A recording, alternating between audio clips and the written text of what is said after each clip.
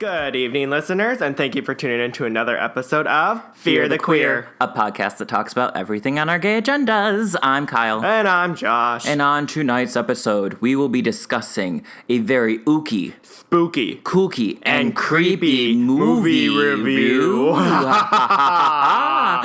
What movie are we talking about, Josh? We're going to be talking about A Nightmare on Elm Street, Part 2, Freddy's Revenge. Spooky. But before we get into the heart of our gay agenda, Josh, what are we drinking tonight? Well, actually, we are not drinking a cocktail at all. Why is that, Kyle? Well, I'm having a sober 30 days. Sober 30. So here's court the thing. Required. Is that like a thing that happened? Not a court required sober 30 for family and friends listening.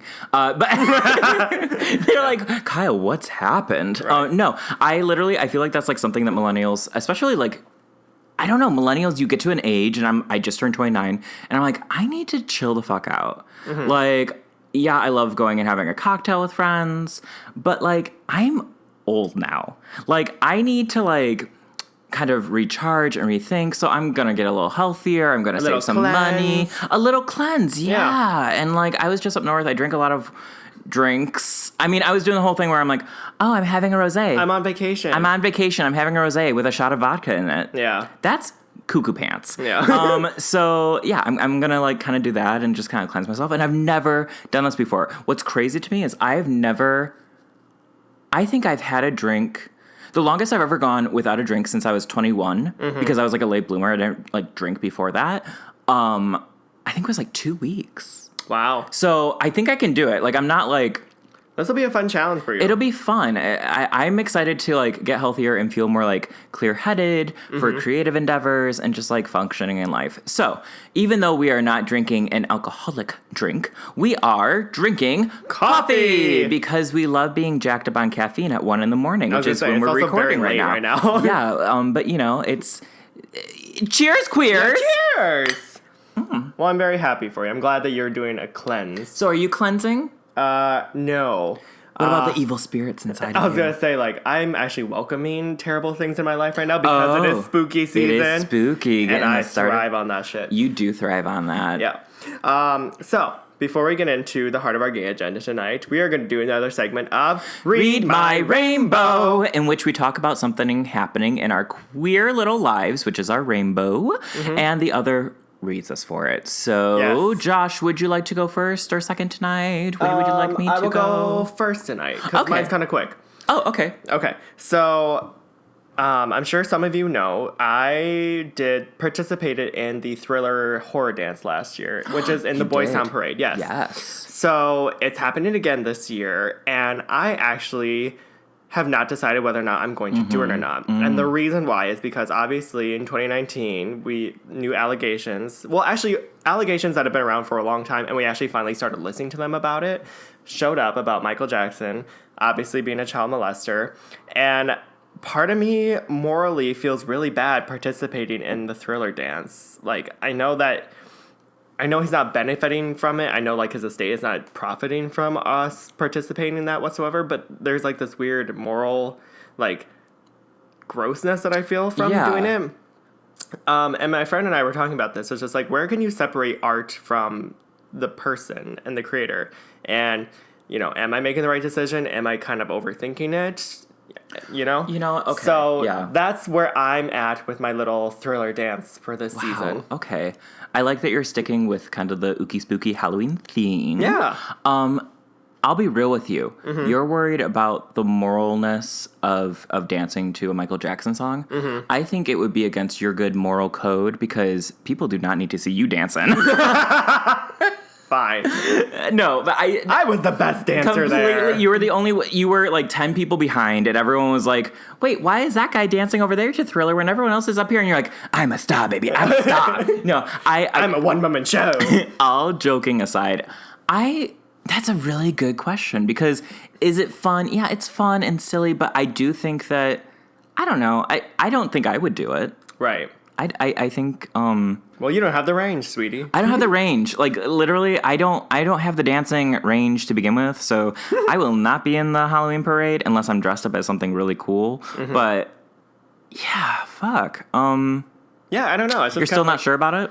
Yeah, I'm kind of leaning towards no because they already started practices anyway. I would just, well, you only went to like 2 of the practices last year anyways. But I did really well. Thank you. Okay, well, yeah, sure, you did really well, but you still only went to 2 of the practices. I know, but it's a good point. I don't think I am, but I was kind of Don't do it. Yeah, don't do it. You did it once. You lived out your fantasy. I think you're good. You know what I mean? Yeah, I agree. And if I really wanted to, I mean, you can always do it again the year following. The year following, yeah. And who are they? So they're still doing it? Mm-hmm. Who organizes that? I wonder, like, what goes through your head when... It's just like a meetup group, really. Really? Like, I mean, like, do you think they're discussing this? Do you think that's they're, like... the kind of thing. Like, I don't know if people are actually, I don't know if really... they're talking about it. Right, so it's just like, are we, like... Because that movie, what was that? Leaving Neverland? Escaping Neverland? What was that? Yeah, Leaving Neverland. Leaving Neverland? Or something like that. What? Yeah, the HBO... It was HBO, right? Yeah. HBO doc. Left me shook. Yeah. Like, It was traumatizing. I don't think I can ever listen to Michael Jackson the same way as I did growing up. And like, maybe I'm just a little naive because we were kids. Right. So like I remember the 2005 trial. Right. I was going to say, I remember that, but I don't know. I really didn't know that much about it. We were kids. Yeah, I just remember it was in Scary Movie at the point, like where they would make fun of him about like his nose and the fact that he likes kids and things like that. But because he was such a joke at that point, it's just like or like blanket over the side of the thing. Yeah, no, that is scary. That is scary. Mm-hmm. But like because he turned into such like a joke at that point, I was just like, oh, haha. Well, this it's like funny. if we can make a joke out of the monster, like it'll be fine. Right. Oh, that's terrible. Okay. Yeah. Anyway. No, yeah. Anyways, yeah. I think it would be against your best intentions to not. I don't dance. Okay. Save the people from staring at you dance. We don't need to see that. Yeah. All right. That being said, if you do want to watch Josh dance, he does have a cam show. I was gonna say it's Cam 4. And right now did you just find out what Cam 4 is? You did. You found out about that like what last night? Because I haven't really seen you. No, yeah. No, you didn't know what Cam 4 is. No, I didn't know what Cam 4 is because I always I knew what like Chatterbait was. I knew what Omegle was. And see, I didn't know what Chatterbait was until like 4 years ago. Oh. And then I knew Cam 4 because I knew someone who would do it. Oh. Yeah. Well, way to call your dad on the podcast. My God. It was a family event. No. It was a reunion. No. Ew. This is not of West Virginia. Sorry to anyone listening to West Virginia. All right. Anyway. So what a rainbow. Right. What a rainbow. So, yeah, like I just said, Josh and I haven't seen each other in like, what, 2 weeks? Yeah, 2 weeks. It's kind of crazy. Which is a long time for us. It's a long time. And, you know, I was so happy not to be here. No, I'm just kidding. He feels refreshed and young. I'm feeling... It's good. I love seeing you again. It's, like, nice to be back with friends. Mm-hmm. I was up... This is kind of my rainbow. So here's my rainbow. So I was with other friends up in Mackinac City, up in northern Michigan. Mm-hmm. And, you know, we would go up in the UP. And let me tell you, I am hot up in Michigan. Ooh. I am a hot commodity on the dating apps. You're physically hot. Oh, well, yeah, I'm always physically sweating because I'm chubby. But, like... I thought you meant like it was hot up there. Oh, no. It was so nice. It's my favorite weather when you can wear like shorts and a flannel. Oh, comfy. Mm-hmm. No, I was on Grindr. Because, you know, I don't know who else is like this, but when you're like, who's around? Who's a fellow homo? Yeah. And so I was looking around and they love me.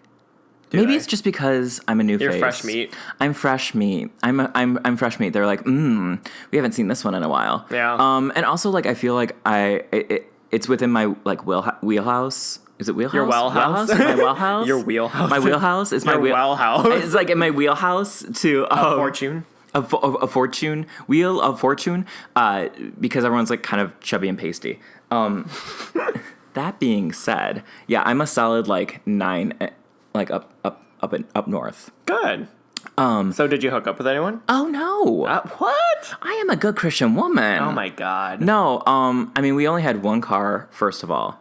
Second of all, unlike last year, I did have someone I was talking to last year who, oh my God, he's from Colombia. He was up there for the summer. Oh, beautiful. And he was only a mile away. I could have seen him, and I did not. And guess what? What? He's back in Colombia. So, I know. Well, there you go. I know. But I did talk to a lot of people. And I feel like I'm a bit of like, I'm a flirty hoe. Is that a thing? Is that a real thing? I was like a flirty hoe. Okay. I'm a bit of a flirty hoe. Good. I don't do anything. But I just wanted to talk about one of the conversations. Maybe a few nudes. But I don't do any like physical thing. What I do is I think I'm funny. I think I'm funny. Yeah. Which means I'm probably not. But one of the conversations that I want to talk about is, so this guy, like, super cute. We start talking. And, he does the whole thing. And my thing is that, like, when I'm up north, I'm not looking for a husband. I'm not looking to get, go on real dates. I'm just looking to flirt and feel cute. So he's like, hey, handsome, how's it going tonight? And I'm just like, good, what are you up to? And he's like, horny, you. And you ever play this game? You play the game. I could not even be, like, I'm watching Psycho with my friends. Am I horny? No. But he's like, horny, you. And I'm like, oh, yeah, very horny. What are you doing? And he's like, well, I'm hungry and horny. And I replied, sometimes being hungry and horny are kind of the same thing. Because you both want to get filled by something. Oh my God. And he was like, oh my God. And he was like, I guess we have a comedy queen on our hands. And I was like, well, if the shoe fits. And then he was like, wow, so funny. I have a raging boner on right now. Oh my God. He is hungry. So I was just like, ooh, nice. And then don't hear anything from him. So I'm like, so how's your rager? And he just writes, I decided to eat. And I replied, that's a noble choice. But yeah, no, people are wild. I was going to say. They're so hungry, wild. They're horny, they can't decipher between the two. It is, and you know how many guys like they're don't eating subs naked, they're jacking eating off. that's a mood. That's a mood. Yeah. But no, I don't know. They're like, literally someone was like, so you don't want to hook up in Michigan? Oh no, I would hook up. Oh. I would totally hook up. Once if I got you were back by yourself in Michigan, you would hook up? No, I'll bring the friends along. It can be a full thing. Yeah, no. It's like a midsummer trip. Oh my gosh, yes. The flower crowns. Right. Dancing, crying. Swedish. Yeah. Usually I'm crying when hooking up. Yeah. So, yeah, no, it was a guys in Michigan are just really interesting. It's I don't know if it's like that when you go back to Iowa.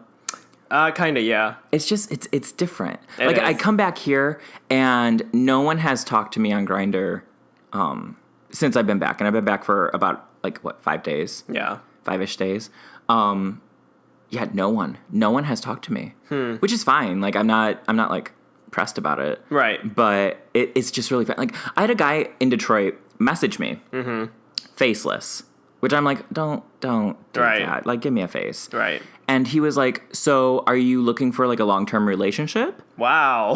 And I was like, not in Detroit. Yeah. Like, if I was, it would be especially to a blank profile. Right. It'd be like, if I was, it'd be in Chicago. And he was like, well, why? And I was like, because my profile says I'm just visiting. I live in Chicago. Right. And he was like, wait, so you're saying you wouldn't want a long-term relationship at all? And I was like, I don't know. I was like, can you send a face pic? Like, right. Who the fuck are you? Anonymous Dr. Phil, get off my ass. I was just like, why are you? I felt very attacked. I was like, why are you attacking me now? Why do you? Oh my God, why is he so obsessed with you? Why is he so obsessed with me? And then he, we did exchange numbers, but oh, and it's a psychiatrist hotline. He's disgusting. Oh, I don't feel bad for saying that. I'm just like not into it. We exchanged numbers and we were still texting, and then he was like, do you want to meet up? And at this point, I'm like eating pizza with my friends, watching Hoarders, so like watching family documentaries about myself. And I was like... So you're revving up the car. Yeah, I'm like... vroom, vroom. And he's like, so what are you doing? And I was like, oh, I'm just like hanging out. And he's like, when do you leave? I'm like, tomorrow morning, which was kind of true. I left like a little bit later in the afternoon, but I didn't want to like see him. I don't owe him shit. No. So I get back to Chicago. We had like an hour delay or whatever. And he's like, hey, what's going on? And I was like, oh, just got back to Chicago. And he's like, I thought you left this morning. What took you so long? Damn. What the Who the hell is this? I don't know. This is my rainbow. This is like men in Michigan are my rainbow this week. They're aggressive, but it puts thoughts in my head that I'm wanted. Yeah. not in like a sad like, oh Kyle, get over yourself. I'm not being a martyr right now, but it's like these guys are thirsty as fuck. Like Right. I'm like, but there is something empowering when someone is like, oh, like I want you, and you're just like, no thanks. Like, yeah, it was happening a lot. I did have one guy, oh my god, we were like flirting a lot. He has a big mustache. So cute. Do you want to see a picture? yeah, I'm picturing like Yosemite Sam mustache. Oh my god, oh my god. He can go into my coal mines. I have to go into the deep dark depths of my grinder in order to find it. Don't worry, you won't see anything naughty because I don't do that. Just kidding. Where is it? They're all from Michigan. There's like a whole list of guys who are look at talking all to them. from Michigan. Yeah. All Michigan people. Crazy. Isn't that crazy? Oh, here he is. Yeah, I can see some. Yeah, here I definitely see some Michigan-looking people. Oh, stop. Okay, don't look at that first picture. Oh my, that is a mustache. Well, I like that. But it's huge. It's a big... It's like diabetes cat. Oh, no. Oh, my God. It is a little bit like diabetes cat. Yeah. But I was like, that's cute. He's like cute. He's cute, He is but it's cute, just right? like, it is a fluffy, full-bodied mustache. I look what he said. Artsy boys are the sexiest. And all I said to him was, hey. I'm just joking. I was telling him I illustrate. But yeah, no, that's my rainbow. Oh my god, do you love this conversation? Awesome. Someone who gets back on tapping. Ha! I always respond to cute guys who tap. How's it going? Not to be overly straightforward, but you seeking?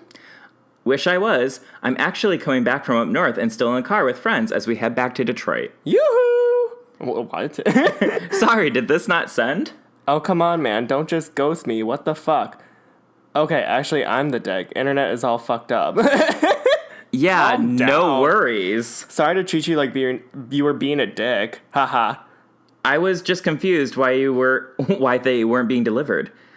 No, all good. Grindr is super spotty with messages. If you're seeing some of these messages, hit me up. 910. Oh. Then he gives a phone number, and then I say, is this a bot? And then he doesn't respond. Isn't that crazy? I feel like this should be like an episode alone, like your Grindr conversations from Michigan. Okay, that we'll do that. We'll do that for next week's episode because this is still another horror themed episode. It's a horror. It's me being. Look at his body. Look at this guy. Oh my god. Look at that. I forgot. Yeah. Yeah. Too bad he doesn't have a face. Oh my god. Anyways, so do you want to read me, or has the world already done it? I feel like this whole conversation has just been like oh. Oh. Yeah. And that's not the kind of I want to be getting. Well, I am happy that you are getting attention up north. I feel like, that's a weird thing. I get attention up north. Mm-hmm. I don't get attention in Chicago. I don't know what it is. It's probably I changed my profile picture. It's the same people over and over again. True. They're like, this one. Like you live here. I live here.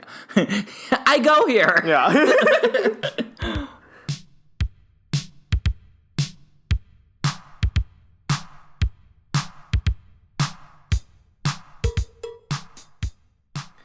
All right, so before we get into the heart of our gay agenda tonight and our ooky, spooky, kooky, and creepy movie review, we're actually going to touch base a little bit on a topic we already discussed before, which is queers in film.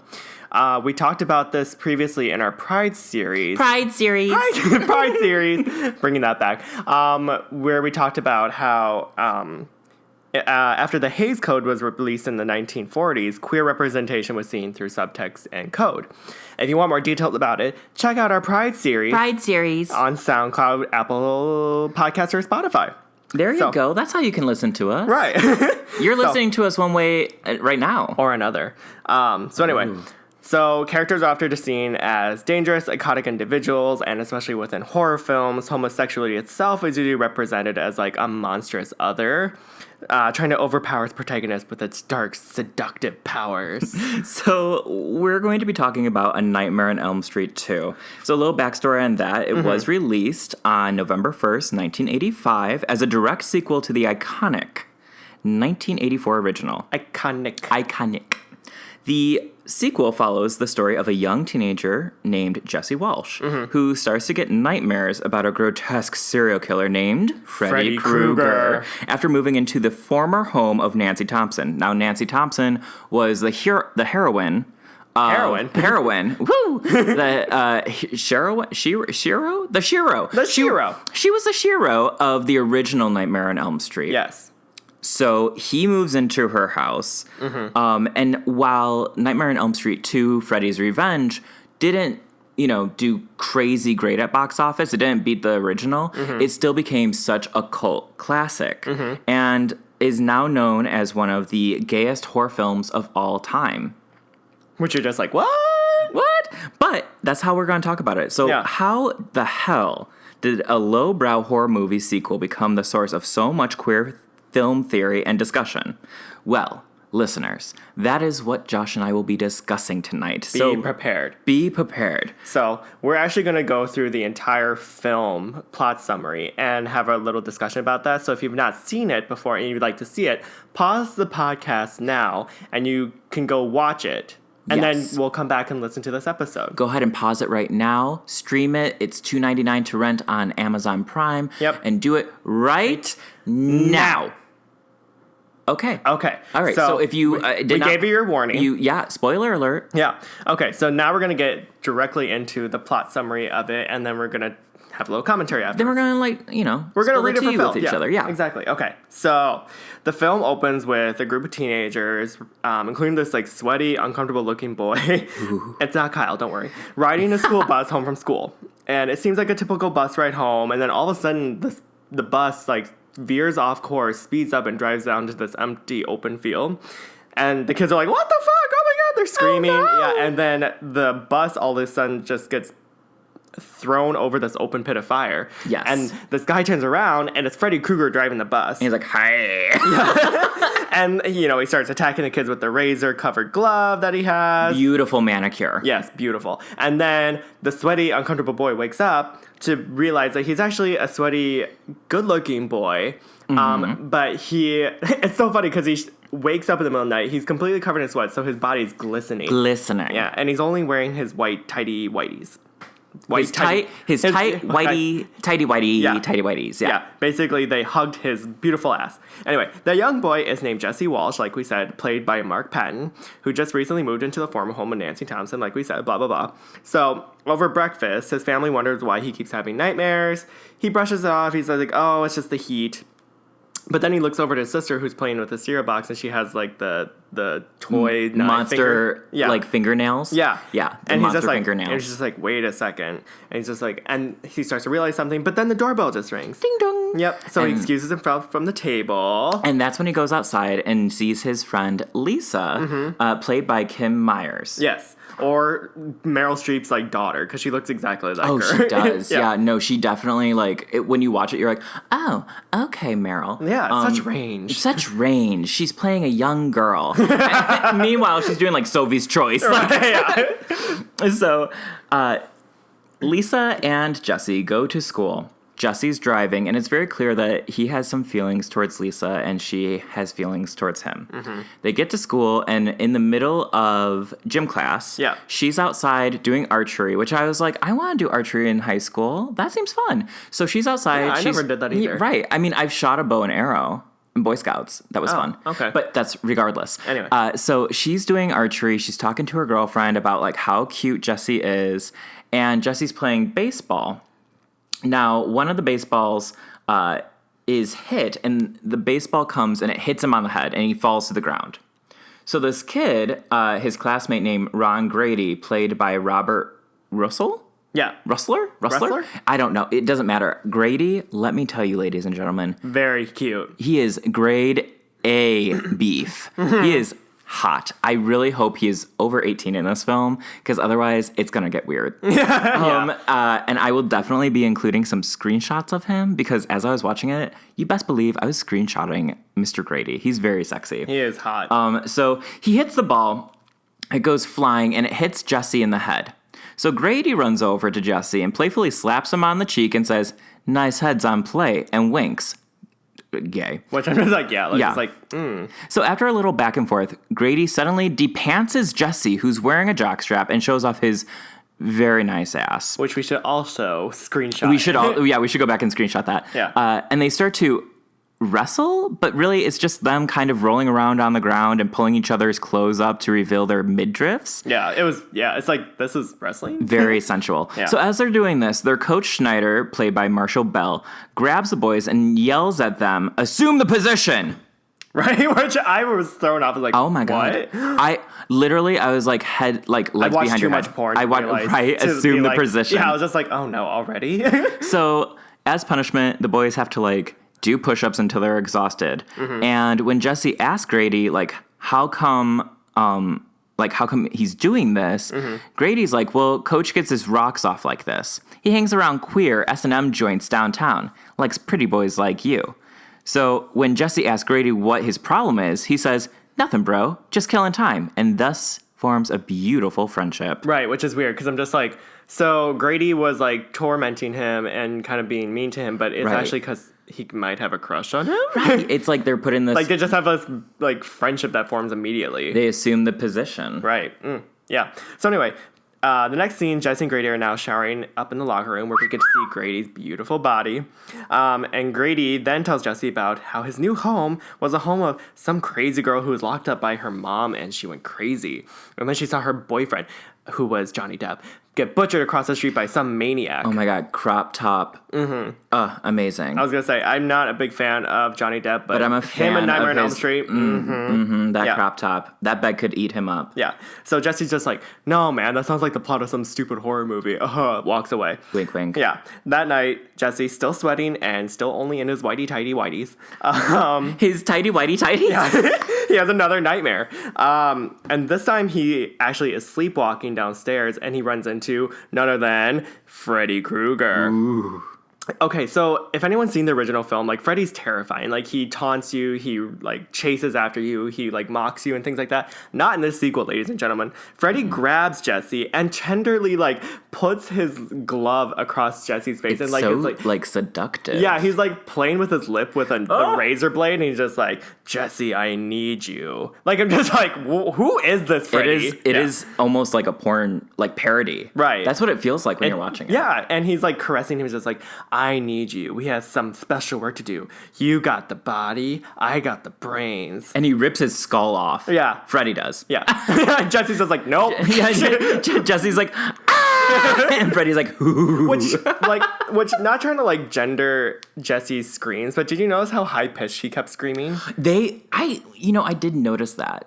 Like it wasn't like a ah, like it was like what, like a Muppet? that was just like a peanut. It's like ah, Oh, what? A peanut? Like Snoopy? Charlie Brown, like when he screams. Is that how they scream? I don't know. This Anyway. is so off base. Yeah, but anyway, Jesse screams kind of just like ah. Wait, what? It sounds like your scream. That is my scream. Auditioning for Nightmare on Elm Street 17. So anyway, so he's starting to have these bad dreams. He goes up to Grady the next day. He's like, do you ever remember your dreams? And then, of course, Grady's just like, oh, only my wet ones. And it was in that moment that I realized that I think I love Grady. Yeah. So later, Jesse and Lisa are hanging out, and they find the diary of Nancy in Jesse's room, and they start to read it. So, like the bad bitches they are. yeah, they're just like, you know what? There's some juicy gossip. There's some juicy gossip. This diary. So they're reading it, just going through the book. Going through the book. Yeah. Going through the diary. And they start to read about the dreams that Nancy was having. So after that happens, there's a night when Jesse dreams that Freddy is pulling his razor glove to give it to him. And he says, I want you to kill for me, Jesse. And like he's so fucking lazy. he's like, I want you to kill for me. And you know what? Jesse looks at the glove and he's like, no. Yeah. He's like, no, I can't. So weirdly, this is like one of my favorite parts of the movie. Yeah. So after that happens, his pet birds attack the family and then explode into flames. Yeah. Which I love it because when that happens, Jesse's like, it's too hot in here. Which the whole movie, I hate the father so much. Oh, he's such a pain in the butt. Yeah. He's just like a nerd. But the whole time, Jesse's like, it's so hot in here. And all of a sudden, these birds escape the cage, start flying and like pecking. Literally explode. They explode into flames. Yeah. And the dad goes, this is your fault, Jesse. Yeah, did you stick a firecracker in them? Right? And Jesse's just like, what? I do like that Jesse's like, you can't talk to me this way. Yeah. And he like sashays out of the kitchen, and I was just like, you go, girl. Yeah, like I was like, stand up for yourself. Yeah, you stand. And what I like is he's like, come back here, Jesse. And the mom's like, stop it, Hank, or whatever the dad's name is. Stop it, Dad. So after this all happens, Jesse can't sleep. Yeah. He's upset, and where does he go? He wanders to the BDSM bar. Yeah, just so happens to wander right in. He just happens to go, which I mean, like, hey, Elm Street, why not? Yeah. So he wanders off to the BDSM bar, gets a drink. I'm just like, this is queer canon. But guess who he finds at the BDSM bar? Grady. Oh, no. Oh, I wish. Yeah. It's Coach Schneider. So from earlier, the rude coach. So he's donned in a leather vest and has a devilish grin. So Schneider then forces Jesse to run laps at the school as punishment. So this is like late at night. So clearly this coach is not... He should not be working with children. Right, clearly. Not because he's wearing a leather vest. Even though it was a choice. It was a choice. But part of me is kind of like, okay, well, maybe...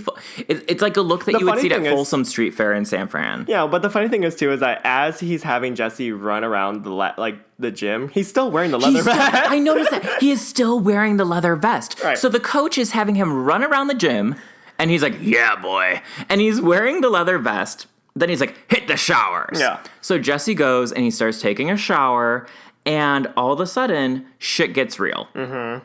There's a bunch of balls in...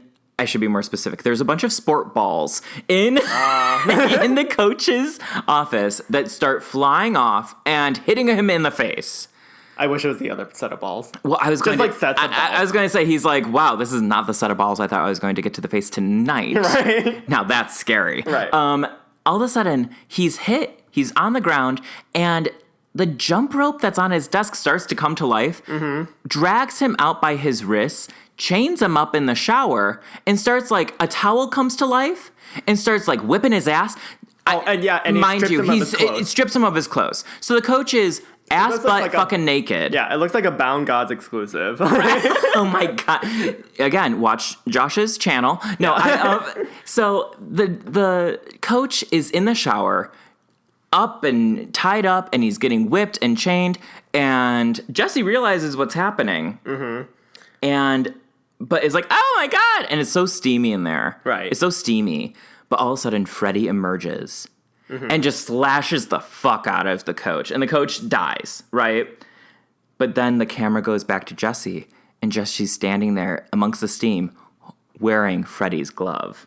Dun, dun, dun. So now we're thinking like, okay, Jesse is doing Freddy's dirty work. He's possessed he's by him. Freddy. Yep, so... so now Jesse's just like, oh my God, like, I'm getting paranoid, like, I don't know what I'm doing, and then, of course, like, he gets sleep deprived, just like how Nancy was, and there was one night where Freddy Krueger actually tries to get Jesse to kill his little sister, and again, he was shirtless, and he was standing over his little sister, he's just like, go back to sleep, little one. It's freaky. Yeah, I was like, okay.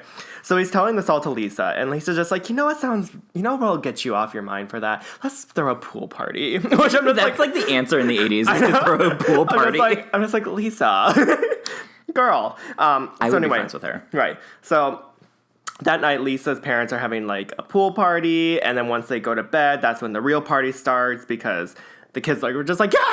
And they immediately there's beer everywhere. Yeah, there's beer everywhere. They immediately start making out with each other. And Lisa's just like, Jesse, come to the gazebo with me. And so they're hanging out in the gazebo while everything else is outside, and she starts making out with him. And for like a moment, Jesse's just like, okay, I like this, sure. And then they, start kissing, and he goes a little bit lower, and a little bit lower, and a little bit lower, and Lisa's just like, oh my God, finally, like, she's like, fucking virgin. He's going to eat my puss. Yeah, and then all of a sudden, Jesse jumps back, and it's Freddy's tongue that's sticking out of his mouth, and it's long, it's gray, it's like wiggling everywhere. It's not like a cute tongue. Let's just say cute that. tongue. It's not like a fun tongue. It's not a fun tongue. No, it isn't. Like, I wouldn't enjoy that either. And so he freaks out and runs away. And Lisa's just like, Jesse! Just when things are about to get serious, he's like, I can't do this. Yeah. And he runs away. Yeah. Where does he run to? He runs to Grady's house. Ooh. Grady is sleeping, by the way. And he's like peacefully shirtless and just... And Jesse flops on top of his bed. He's just like, Grady, like, wake up. And Grady's like, what the fuck? What's going on? And he's just like, something's happening. Something's wrong. Something's trying to get inside my body. And Grady's just like, yeah, it's Lisa. And she's waiting for you in the gazebo. And you coming to ask to sleep with me. That's literally a quote from the film. Yeah. He's just like, and you want to sleep with me? Right. And Jesse's just like, no, please, Grady, I want to spend the night. Can you please watch over me and protect me? Like, I can't do this anymore. At this point, like, I feel like any other movie, Grady'd be like, are you gay? Like, yeah, Grady, like, in 2019, Grady would just be like, bro, are you gay? Right. It's cool if you are. Right. Like, but cool. In this, he's just like, what? Yeah. I gotta watch over you. Yeah. But he does it. No complaints. Which I actually am just like, Grady's... That's a good friend. I'm just like, Grady's a good friend. He's like a gay icon. Yeah. Yeah. Okay. So he watches over him, but unfortunately Grady then falls asleep. Bad mistake. Because then Jesse wakes up and he starts screaming and Grady's just like, what's wrong? And yeah, what's wrong? And Jesse looks down and it's sort of like a nightmare. No, it's like an American Werewolf in London, whatever that movie is. Yeah, it's like kind of stop motion like effects. Freddy's claw finger like starts bursting through Jesse's own hand and he's like screaming. He's like, oh my God. And then it's almost like Wolverine. Yeah. And then all of a sudden, Freddy just bursts through Jesse's chest, almost as if like he's taken over him completely. And unfortunately, we have to say goodbye to the hottie, and Grady and Grady gets killed. Not until like Grady is like trying to get out of his door, and he's standing there shirtless, looking great pecs, and wearing. You know, I realized this movie is my kink. We'll get to that later because Grady is wearing like vintage sport shorts. Yep. Sexy. Yeah, really cute. And then, of course, Jesse looks in the mirror and he sees that he's wearing the exact same thing that Freddy is doing. And it cuts back and Jesse's covered in blood and he has Freddy's fingers on. And he's just like, I killed my friend! So what does he do? He runs back to the girl that he just decided not to make out with. Yeah. Because she's still just laying there. She's lying there. Like, where's your tongue? Yeah.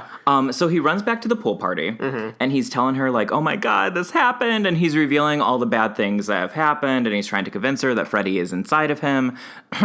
And, all these things are just, like, really bad. So... Not a typical teenage experience. No. So Lisa's like, no, I love you. Everything's fine. Well, Jesse gets taken over again by Freddy Krueger and decides to go on a rampage. The pool party is ruined. Right. It is just like, that's how I'm like, Freddy Krueger is not actually gay because you would never ruin a pool party. Right. And you'd be living your life there. You'd be living your life. He's like killing some of the people. The mom and dad like go running out. The dad has like a gun that he doesn't know how to shoot. I'm just like, God damn it. Well, it's just funny because Freddy is like standing in front of a bunch of teenagers and the dad is shooting at Freddy with the rifle and there are a bunch of kids running around. They're just like running around and just like, it's just bad. So Freddy kind of like disappears. Lisa's like, you know what? I know where that bitch is going. And she goes to the boiler room. Boiler room? Yeah. That's like the whole thing, right? Like it's like Freddy's boiler room because that's where he killed people, right? No, where he burned down. What the fuck happened to him? That's where the parents locked Freddy inside of the boiler place and set him on fire in the original film. Oh, that's right. Yeah. Okay, I haven't seen the original since I was like 17. Oh. So that's like 12 years ago, ladies and gentlemen, and everyone in between. But but so Lisa's like, you know what? I know where that bitch is. She runs to get him. They're yelling at each other. There's this whole back and forth at the boiler room. She's like, Jesse, I know you're inside of there. I love you, Jesse. I love you. Because, you know, true love conquers all, yada, yada, yada. And what does she do? She plants a big old kiss on Freddy Krueger's face, which is disgusting, ladies and gentlemen. You're just like, ew. It is so scary. But you know what? It starts to work. The place gets set on fire. Freddy Krueger burns to a crisp. Yeah, he's just like, ew, that was disgusting. He was like, ugh, I don't like kissing women. And he gets burned to a crisp. Yep. And Lisa's she's crying. She's just having a hard time. She's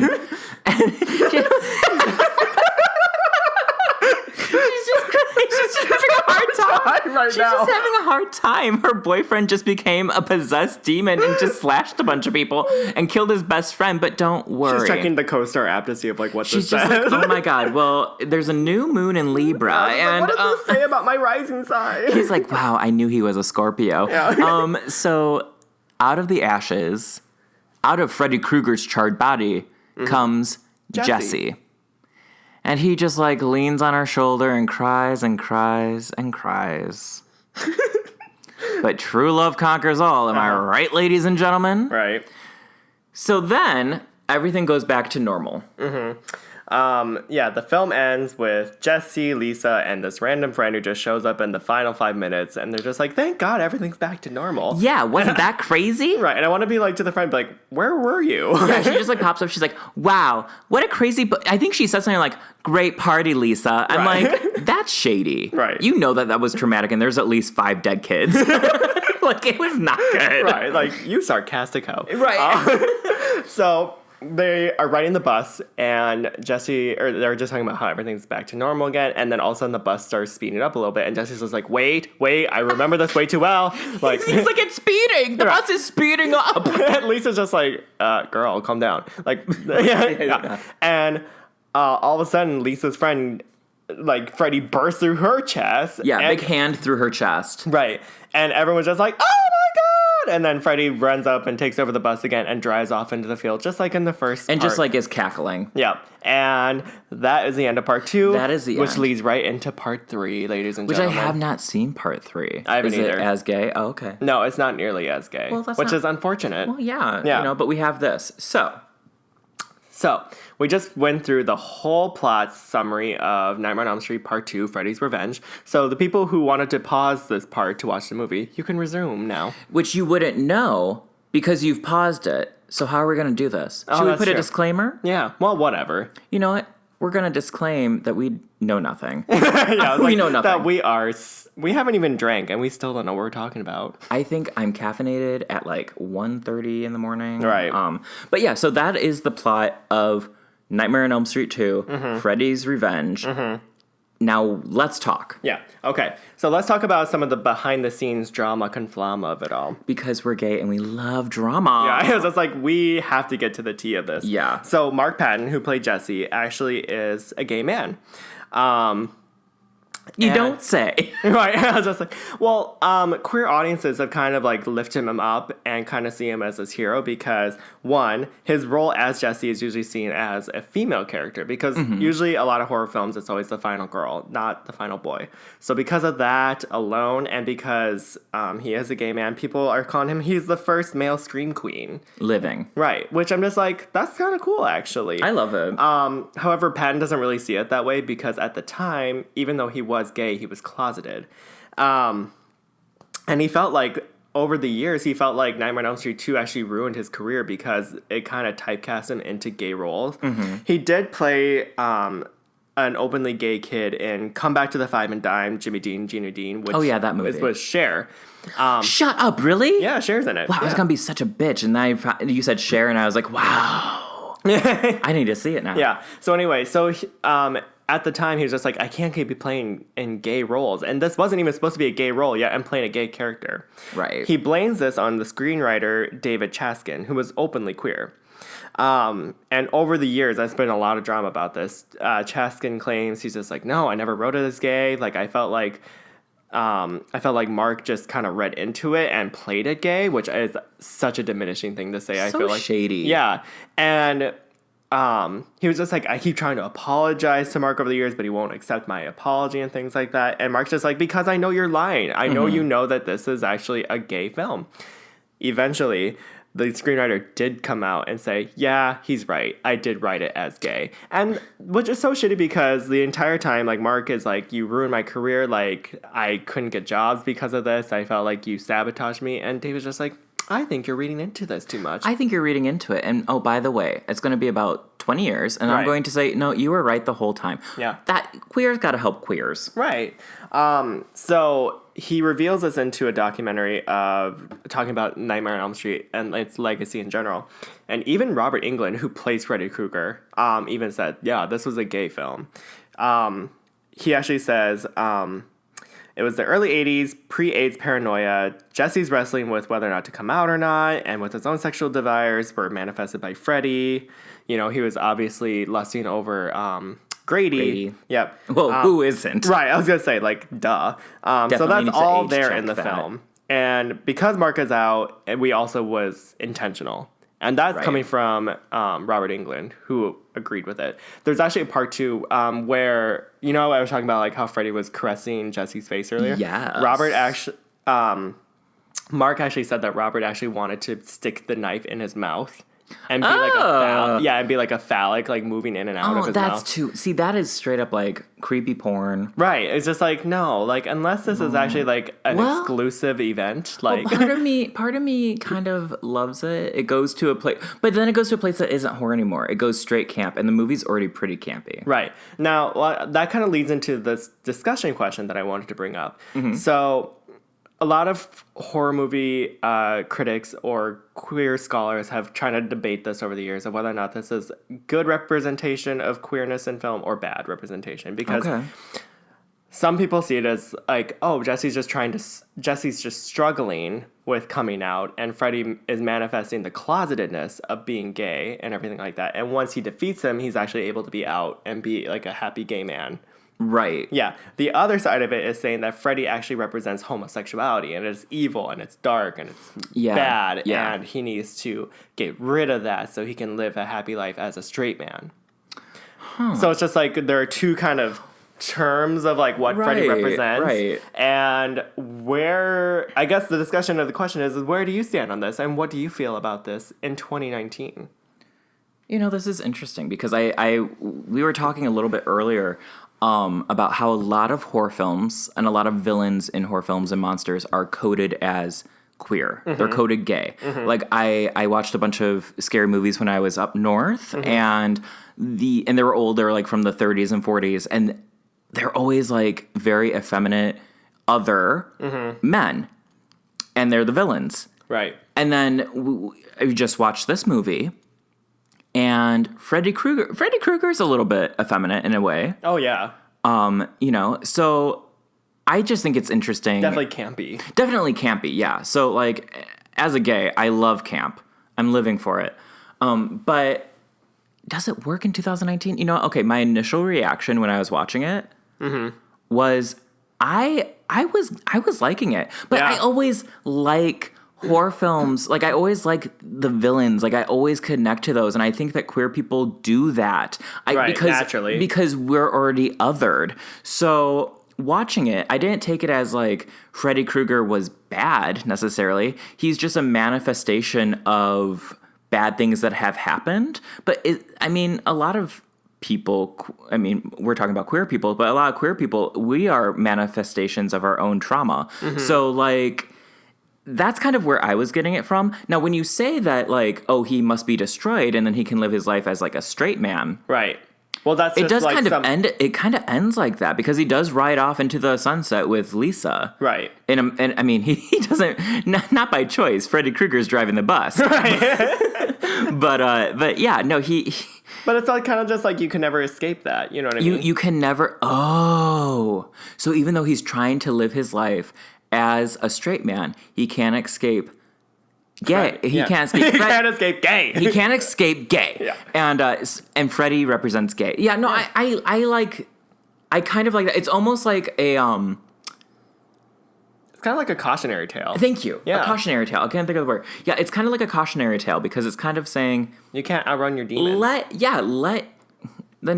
Maybe our demons should take over us. I don't know. Well, it's kind of like the horror movie The Witch, where it's just like sometimes if you let the demon take over you, you actually feel more liberated than when you were trying to live suppressed. Right. Which, I actually kind of think that Freddy Krueger isn't necessarily the villain in this film. I don't think he's the villain. It's society. Yeah. Actually, I don't think there really is a villain in this film. I think you don't. Well, who? Okay. I mean, other than the fact that like people are dying. People are dying. Kim, people are dying. Other than the fact that people are dying, I don't actually think there's actually a really necessarily villain in this movie. I think it was more of like a coming of age story for Jesse. I mostly agree with that. Yeah. I don't know, like, because it's like, I personally think representation in any sense a form is still somewhat of a positive thing. Sure. Still in this day and age. That's my personal opinion about things. So to have like a very heavily queer coded film in 1985 be released, right? And you do see a lot of positive aspects of it. The fact that like you have this heteronormative straight guy Grady, who normally is like a big bully in the film, but he's kind of a sweetheart with Jesse, right? I ship them so fucking hard, right? Like he's a sweet guy to him, and he's just like when Jesse's like going crazy, it's like, no, I believe you. Like you're having bad dreams. Like, well, I'll take care of you. So it's just like. That, I think, is really sweet, because you normally don't see that in films at all. Yeah, normally, Grady is they're like the bully. Yeah. Especially from the 80s. Right. When homophobia in Hollywood was so rampant. Like, it just wasn't possible for there to be a gay hero. No. We're lucky to be... I mean, it's kind of a recent thing, but we're lucky to have queer heroes. Queeros. I did not create that. I'm sure someone else did. But Pay her. Pay her. But we're lucky enough to have that now. Yeah. I just think that there's so many symbols. Like, so I'm just thinking about this now. So the opening of the film, I immediately was like, okay. Because Josh was like, it's the gayest slasher film ever. And I was like, okay. So I went into it knowing You're like, clearly you've never seen Scream 3. clearly. Yeah. But when he's on the bus, so it opens with him on the bus. And I took that as he's in the closet. So he's having dreams about being trapped in the closet, and Freddy represents his homosexuality. Now, the movie ends with him back on the bus. Right. So going back into the closet and being tortured by his inner demons. Yeah. Isn't that good? That is good. Do you like that? Oh, you should write an essay about that. I wrote it down. Isn't that good? I'm very proud of it. In this essay, I will In this essay. Yeah. No, I didn't even look that up. I'm just saying. Yeah. I'm just noticing. That's some mise en scene. That is some like film school, the mise en scene. Yeah. That is the thing. That is a film. That is film talk. I did go to Kyle 2 years introduction of film class. takes 2.5 years of film school, and I'm basically George Lucas. I was like, he's basically the next Roger Ebert. Yeah, I'm. Jesus Christ. No, I agree. I think it's interesting how the character of Lisa is portrayed, in the sense of, like, she keeps trying to push this homosexuality away, being like, no, I know you're in there, Jesse, I love you, like, love conquers all. And she's, like, overpowering Freddy, who is basically homosexual, like representing. Right. It's representing. It's representing. It's basically like the idea that society is going to push your demons away. Right. So that you can survive or back into you. Yeah. Because only after she is kind of like, no, Jesse, like, I love you, does everything kind of come to an end. Right. And I mean, let's be real. Like, if you're closeted and if you're struggling with your sexuality and a girl says that I love you, you're going to jump on that bandwagon. You're going to jump on it, and you're going to think, like, you know, I can never have this. Right. I can never be my demons. No. I did think it was interesting. Now, we talked about a little bit how he got that weird tongue thing. So they're at the pool party, and Jesse and Lisa are making out, and he gets a weird tongue thing. And I think it's really interesting how the moment when he finally is starting to get intimate with a girl, does the demon come out? Right. That stops him? Right. And he immediately runs to the guy friend. Yeah. For support. Who comforts him. Oh my God. Mm-hmm. It's so coded queer. So much. I do too. Too bad he killed him. No. Oh, spoiler alert! If you haven't listened or haven't watched the movie, we just talked about it. Oh, we did. No, but I mean, like, the people who paused it and then they fast forwarded. Maybe. I'm assuming that no one is going to pause it and go see the movie. Right. They're going to listen to the movie plot points through. And they're going to be like, this sounds not that good. No, really. Watch the movie. Yeah, honestly, like, after I've said this, like, because I always say, like, horror movie sequels, I never really watch them. I never really watch any of the Friday the 13th sequels. Sure. I didn't really watch many of the Halloween sequels. I think A Nightmare on Elm Street Part 2 is actually a really fun film. It's very fun. And let me just say, we are in a day and age where sequels, horror film sequels, I'm going to say it, it's gay canon. Yeah. Did you see it too? I won't give anything away.